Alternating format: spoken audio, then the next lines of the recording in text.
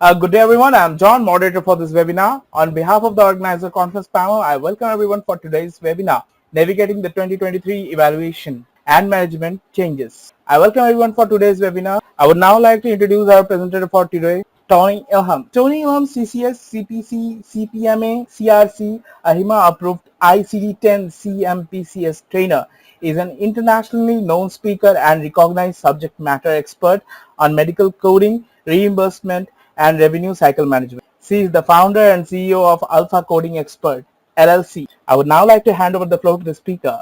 Over to you, Tony. Thank you so much, John, and thank you to all of our attendees today. So we're going to be talking about one of my favorite topics, the upcoming 2023 E&M or Evaluation and Management updates and changes. So we're going to talk about the 2023 changes. We'll talk about the new leveling methodology, which place of service that applies to the specific code. We'll talk a little bit about the differences between the inpatient versus the outpatient E&M coding differences, what codes have changed, what codes have been deleted, what codes have been added. We'll talk about the split shared service reporting rules for 2023. We'll go through a few case studies together, and then I'll be more than happy to take any of your questions at the end. So if you have not done so already, you definitely want to pull your new AMA CPT coding guidelines. So CPT is our current procedural terminology code set, and that is maintained by the American Medical Association.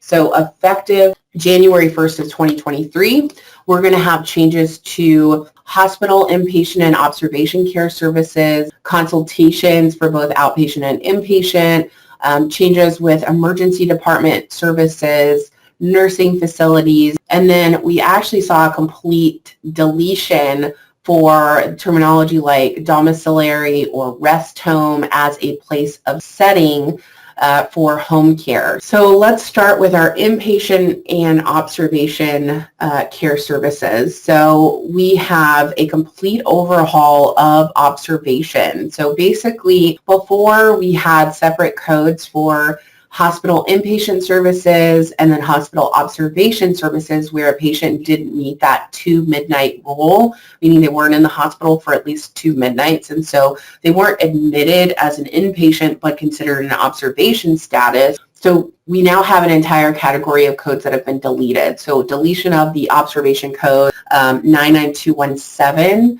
as well as 99218, 99219, and 99220. So those codes have been completely deleted, and you're now instructed to report observation care with the initial inpatient and subsequent inpatient codes. All right, so for emergency department services, so really important here, time is not a descriptive component for ED.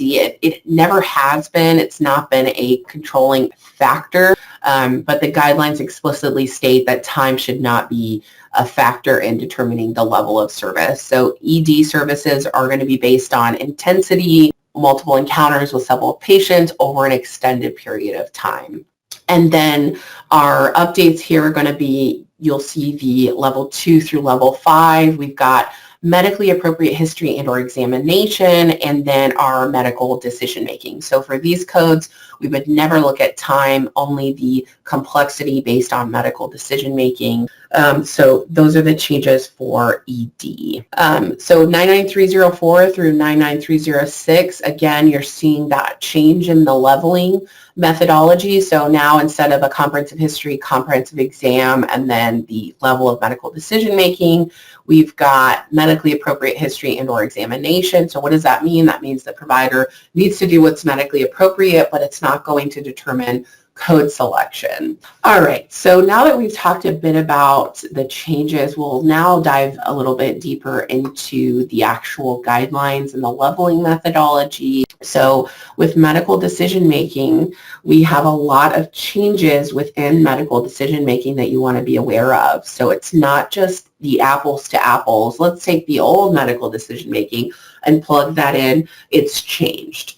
So we have 4 levels, the same 4 levels that we had before: straightforward, low, moderate, and high. So within medical decision making, we've got the 3 categories. We've got number and or complexity of problems addressed. We've got risk of complications and or morbidity or mortality of patient management. And then we've got data to be reviewed and analyzed. So basically A, B, and C. And then total time. So in the inpatient setting and in the outpatient setting now, we count it as floor time. So total floor time dedicated to that patient on that date of service. So that's really important because in the inpatient setting, things don't happen between the hours of 9 to 5, right? We've got patients that get admitted at midnight. We've got patients that come in at 6 a.m.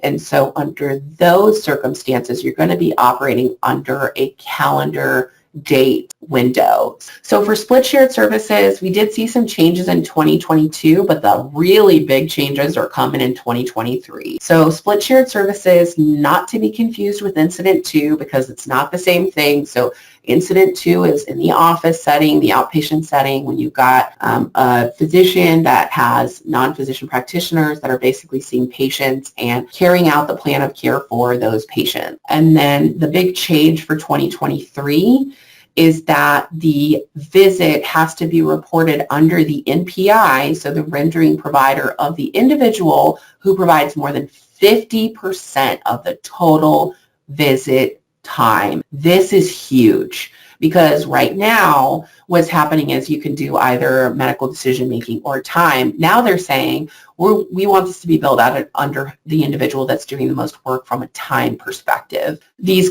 claims should be identified with the FS modifier when split shared services are being applied for E&M services. In terms of who's affected by these changes, definitely the providers, their ancillary staff like nurses and medical assistants, rev cycle, compliance, your vendors. So again, we've got to make sure that we've got updated templates. Clinical documentation is now accounting for the changes in the guidelines, the changes in the codes, and again, kind of bridging some of the gaps where you might see issues today. Sure. Thank you so much for your time and attention today. I hope you have a great rest of your day.